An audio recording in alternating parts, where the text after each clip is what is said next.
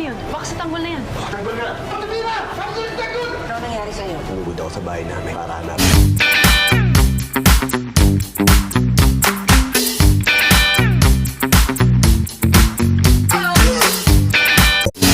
Na ng pag-aalala ng grupo ni Tanggol, nakarinig sila ng paparating na sasakyan. Agad silang nagkatinginan, umaasang si Tanggol na ang dumating. Agad silang kumilos at sumilip upang matukoy kung sino ang sakay. Habang papalapit ang sasakyan, unti-unting lumabas mula sa anino si Tanggol. Laking gulat at tuwa ng kanyang mga kasamahan nang makita siya. Halata sa kanilang mga mukha ang pinaghalong pag-aalala at ginhawa. Alam nilang mag-isa lang sumugod si Tanggol upang harapin sina Rigor at David, kaya hindi nila mapigilan ang mag-alala. Isa-isa silang lumapit sa kanya, halatang gustong malaman kung ano ang nangyari. Agad namang ipinaalam ng isa sa kanila kay Divina, Tanggol. Halatang litong-lito sa kanyang isipan. Habang nagkukumpulan ang kanyang mga kasama, ibinahagi niya ang dahilan ng kanyang pagpunta sa bahay nila. Ang tanging pakay niya ay hanapin si David, ngunit sa halip na ito, ang kanyang matagpuan, ang kanyang tunay na ama, si Ramon Montenegro, ang bumungad sa kanya. Hindi niya napigilan ang pag-iisip na maaaring may dahilan ng lahat ng ito. Marahil, ito na ang tamang panahon upang lumabas ang matagal ng panlilinlang ni David. Ang pagkakataong ito ang naging daan upang malaman ni Tanggol ang matagal nang itinatagong katotohanan. Hindi rin mapigilan ng kanyang mga kaibigan ang pagtataka. Kung matagal nang hinahanap ni Ramon si Tanggol, bakit hindi siya agad isinama? Bakit parang hindi ganap ang kasiyahan ni Tanggol sa kanyang natuklasan?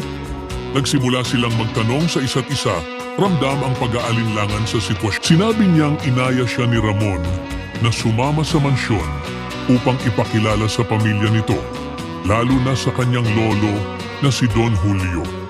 Hindi niya alam kung paano tatanggapin ang alok na ito, lalo na't halos buong buhay niya, hindi niya nakilala ang kanyang tunay na ama. Hinikayat siya ni Divina na pag-isipan ang kanyang desisyon. Isa itong malaking pagkakataon upang malaman ang buong katotohanan at makilala ang pamilyang matagal nang hindi niya alam na mayroon siya. Alam nilang mahirap ang desisyon ni Tanggol. Sa pagkakataong ito, tanging siya lamang ang makakapagpasya kung ano ang kanyang susunod na hakbang. susubukan bang alamin ang kanyang pinagmulan o manatili sa mundong nakasanayan niya?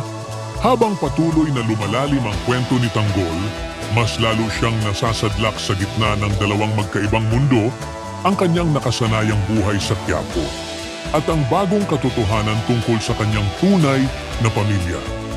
Ang revelasyong na si Ramon Montenegro ang kanyang ama ay nagdulot ng matinding pagkalito sa kanyang puso at isipan. Sa kabila ng posibilidad na makilala ang kanyang tunay na pamilya, karapat-dapat ba niyang yakapin ang bagong buhay na iniaalok sa kanya? O dapat ba niyang ipagpatuloy ang buhay na kanyang nakasanayan?